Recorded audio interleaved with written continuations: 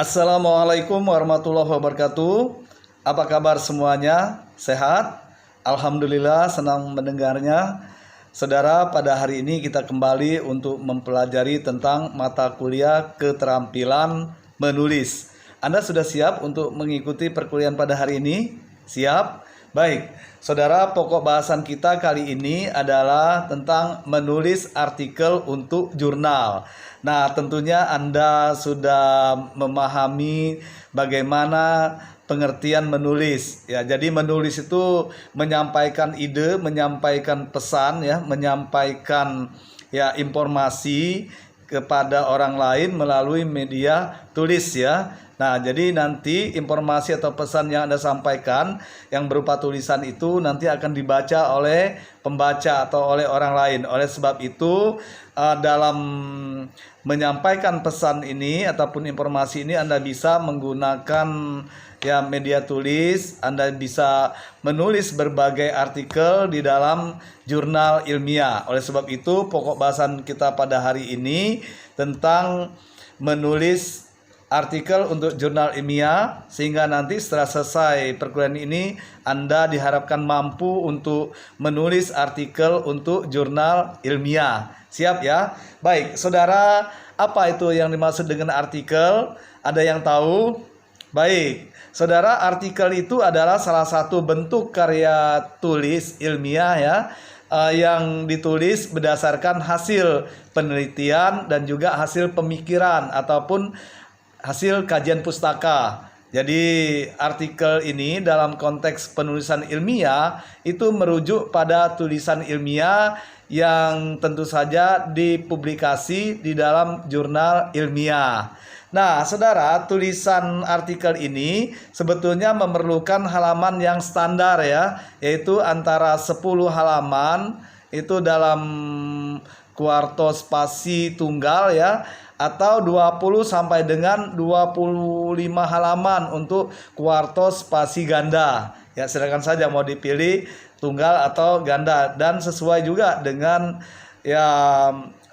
pihak penyelenggara untuk jurnal tersebut, ya. Kemudian, saudara, artikel ini juga sebetulnya bisa dibedakan ke dalam dua bagian, yaitu artikel hasil penelitian dan artikel hasil non penelitian. Ini berisi hasil pemikiran ataupun hasil kajian pustaka. Jadi untuk artikel hasil penelitian itu berdasarkan hasil penelitian yang diperoleh, ya, dari hasil penelitian yang Anda lakukan. Sedangkan artikel hasil non penelitian itu adalah artikel yang ditulis berdasarkan ataupun berisi hasil pemikiran ataupun hasil kajian pustaka Anda, ya. Itu. Jadi saudara, silakan saja Anda bisa menulis artikel tersebut. Ya, apakah Anda mau menulis artikel hasil dari penelitian Anda ataupun artikel dari hasil pemikiran Anda ataupun hasil kajian pustaka Anda. Nah, untuk artikel hasil penelitian ini dapat Anda kembangkan dengan urutan sebagai berikut. Yang pertama itu judul artikel, ini wajib, ya. Yang kedua nama penulis, kemudian yang ketiga itu abstrak dan kata kunci. Yang keempat itu pendahuluan, yang kelima metode penelitian itu harus ada, ya. Yang keenam hasil penelitian dan pembahasan. Yang ketujuh itu simpulan dan saran, dan yang terakhir 8 itu adanya daftar rujukan atau daftar pustaka. Nah, jadi saudara, apabila Anda mau menulis artikel hasil penelitian, Anda bisa menggunakan urutan ataupun sistematika penulisan seperti yang saya sampaikan. Nah, kemudian saudara, untuk artikel hasil pemikiran atau artikel hasil kajian pustaka ini sebetulnya merupakan hasil pemikiran penulis, ya, tentang suatu permasalahan. Nah, itu secara rinci anatomi artikel hasil pemikiran ini biasanya kita sajikan dalam format sebagai berikut. Nah, yang pertama itu judul, sama, ya, dengan artikel hasil penelitian. Kemudian yang kedua nama penulis, sama juga. Yang ketiga abstrak. dan kata kunci sama ya. Yang keempat pendahuluan, kemudian yang kelima itu pembahasan, yang keenam penutup, dan yang ketujuh daftar rujukan atau daftar pustaka. Nah, jadi yang tidak ada itu metode penelitiannya ya. Juga hasil penelitian dan pembahasan itu langsung pada pembahasan. Nah, jadi saudara, pada artikel hasil pemikiran dan artikel hasil penelitian itu ternyata berbeda memang dalam penulisannya. Khususnya kalau artikel hasil penelitian harus ada metode penelitiannya dan juga hasil penelitian dan pembahasannya.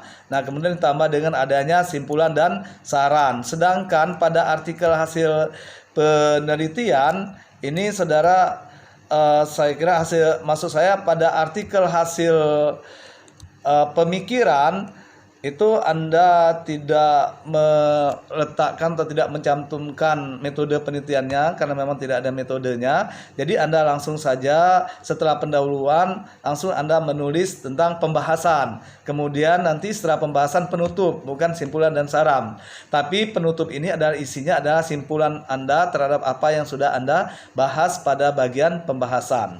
Gitu ya. Jadi ada perbedaannya. Nah, kemudian saudara, perlu kita bahas ya satu persatu tentang anatomi artikel, baik itu hasil penelitian maupun hasil pemikiran ataupun kajian pustaka ya. Nah, saudara, untuk anatomi artikel hasil penelitian kita lihat dari judul artikel hasil penelitiannya ya. Nah, judul artikel untuk hasil penelitian itu sebaiknya berisi gambaran tentang variabel atau fokus kajian dalam artikel itu sendiri ya. Kemudian nama penulis dan lembaga, ini sebaiknya nama penulis dalam artikel itu ditulis dengan tidak mencantumkan gelar akademis ataupun gelar profesional lainnya. Jadi tidak perlu misalnya Dr. Dalman MPD, itu tidak perlu ditulis lengkap Dr. Dalman MPD, tapi Anda cukup menulisnya misalnya Dalman saja ya untuk nama penulis. Kemudian nama penulis ini harus juga dilengkapi dengan nama lembaga ya, tempat penulis bertugas. Misalnya Dalman Universitas Muhammadiyah Lampung. Nah, seperti itu. Saudara, kemudian abstrak dan kata kunci. Nah, pada abstrak dalam artikel itu sebetulnya merupakan sinopsis hasil penelitian. Jadi merupakan intisari ya dari hasil penelitian tersebut.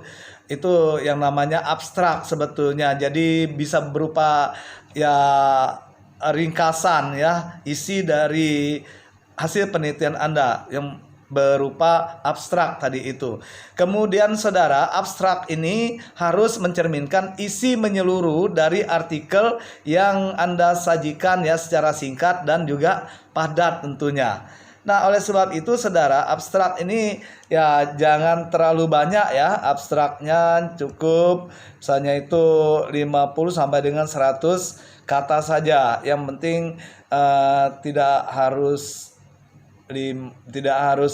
setengah halaman ya, sepertiga halaman lah ya. Itu ya dengan satu spasi tentunya. Ya, kemudian saudara, Anda juga harus menulis pendahuluan dalam artikel hasil penelitian Anda. Nah, pada bagian pendahuluan ini berisi tentang permasalahan penelitian Anda ya, kemudian tujuan penelitian dan juga rangkuman kajian teoritik yang relevan tentunya pada bagian pendahuluan tersebut. Nah, untuk penyajiannya itu, penyajian pendahuluan ini dalam artikel tersebut tidak perlu mencantumkan judul ya. Jadi langsung saja Anda memaparkan tentang permasalahan penelitian itu, tujuan penelitian dan juga rangkuman kajian teoritik yang relevan. Jadi semua kajian teorinya Anda masukkan ke bagian pendahuluan. Jadi tidak ada lagi landasan teori tersendiri ya, langsung Anda masukkan ke dalam bagian pendahuluan itu. Namun tidak perlu Anda mencantumkan judul penelitian Anda. Kemudian saudara, lanjutnya adalah metode penelitian. Nah, dalam artikel hasil penelitian untuk metode penelitian ini Anda itu adalah menyajikan itu materi pokok ya yang meliputi rancangan penelitian Anda, kemudian populasi dan sampel, lalu pengembangan instrumen penelitian itu sendiri, teknik pengumpulan data dan juga teknik analisis data. Ini perlu Anda sampaikan pada metode penelitian Anda ya.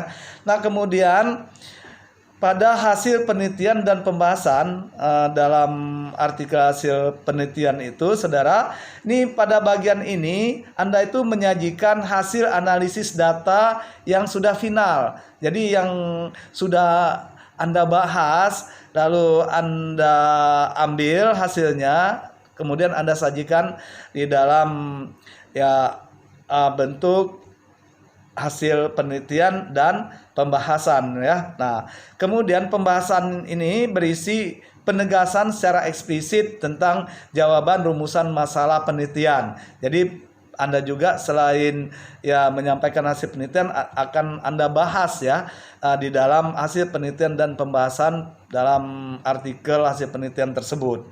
Nah, kemudian saudara, simpulan dan saran. Ini penting juga setelah Anda membahas hasil penelitian Anda tadi itu, sebaiknya Anda membuat simpulan. Nah, dalam simpulan ini Anda menyajikan ringkasan hasil penelitian Anda dan juga ringkasan dari hasil pembahasan Anda tadi. Kemudian selanjutnya Anda beri saran ya. Nah, saran ini mengacu pada temuan penelitian. Dan tentu saja ini ditulis secara operasional dan teknis ya, bukan merupakan teoritis lagi, tetapi betul-betul operasional ya dan teknis. Nah, terakhir pada anatomi artikel hasil penelitian ini adalah daftar rujukan. Ini penting, atau daftar pustaka. Saudara, daftar rujukan ini sebetulnya hanya mencantumkan nama sumber yang benar-benar dikutip ya. Jadi yang tidak dikutip itu tidak perlu dicantumkan, yang dikutip saja yang dicantumkan. Jadi apa yang Anda cantumkan sumbernya pada bagian isi artikel tersebut wajib Anda cantumkan ini daftar pustakanya ya pada daftar rujukan tersebut, atau sumbernya pada daftar pustaka tersebut begitu. Nah, begitu juga sebaliknya, apa yang Anda cantumkan pada daftar rujukan ataupun daftar pustaka tersebut harus Anda cantumkan di bagian isi ya artikel Anda. Jadi harus Anda sumbernya. Jadi harus Anda cantumkan sumbernya di bagian isi tulisan Anda. Kemudian saudara, kita lanjutkan kepada anatomi artikel hasil pemikiran ataupun hasil kajian pustaka ya. Nah, ini sama sebetulnya saudara, judul. Nah, judul ini sebetulnya judul artikel hasil pemikiran juga harus bersifat provokatif ya, dan harus menggambarkan dengan tepat masalah yang dibahas. Itu judulnya. Jadi sifatnya provokatif dan harus menggambarkan dengan tepat masalah apa yang akan kita bahas, ataupun masalah apa yang kita angkat ya, yang kita bahas secara rinci dalam artikel hasil pemikiran tersebut. Nih, jadi harus mencerminkan itu ya. Kemudian saudara, selanjutnya nama penulis dan lembaga. Nah, ini sama, nama penulis itu cukup ya, namanya saja, tidak perlu gelarnya Anda cantumkan ya, dan diiringi oleh lembaganya, misalnya Dalman Universitas Muhammadiyah Lampung. Kemudian abstrak dan kata kunci. Nah, ini saudara perlu Anda lakukan ya. Ini untuk abstrak itu terdiri atas 50 sampai dengan 100 kata, dan kata kuncinya terdiri atas 5 sampai dengan 3 kata. Ya, termasuk ya artikel hasil pemikiran, hasil penelitian juga demikian ya. Nah, jadi saudara silakan saja untuk abstrak dan kata kuncinya Anda bisa ya ya menulisnya 50 sampai dengan 100 kata untuk abstrak, 3 sampai 5 kata untuk kata kuncinya. Nah, saudara, pendahuluan ya. Untuk pendahuluan ini dalam artikel hasil pemikiran itu sebetulnya merupakan uraian konteks ataupun acuan untuk mengantarkan pemahaman terhadap permasalahan yang dibahas. Jadi pada artikel hasil pemikiran ini tentu saja berbeda dengan artikel hasil penelitian ya. Nah, di bagian pendahuluan ini tentu saja Anda itu menyampaikan ya permasalahan yang akan Anda bahas. lalu Anda giring ya tulisan Anda itu sehingga nanti pembaca mau membaca bagian pembahasannya. Oleh sebab itu ya Anda harus mengantarkan pemahaman pembaca itu terhadap permasalahan yang akan dibahas nantinya ya. Nah, oleh sebab itu saudara, pada bagian pendahuluan ini tidak ada kajian teoritis ya. Jadi kajian teoritis itu nanti dicantumkan pada bagian inti ataupun bagian pembahasan. Itu. Nah, di dalam artikel hasil pemikiran ataupun hasil kajian pustaka. Saudara, jadi pada bagian ini, bagian inti ataupun bagian pembahasan pada artikel hasil pemikiran ataupun kajian pustaka itu sebetulnya berisikan tentang kupasan ataupun analisis permasalahan. Jadi Anda harus mengupas, membahas, menganalisis secara detail ya tentang permasalahan yang Anda munculkan pada bagian pendahuluan tadi. Kemudian saudara, penutup. Nah, kalau pada artikel hasil penelitian kan adanya simpulan dan saran. Nah, pada bagian penutup untuk artikel hasil pemikiran ataupun hasil kajian pustaka ini isinya ya sebetulnya tentang simpulan juga.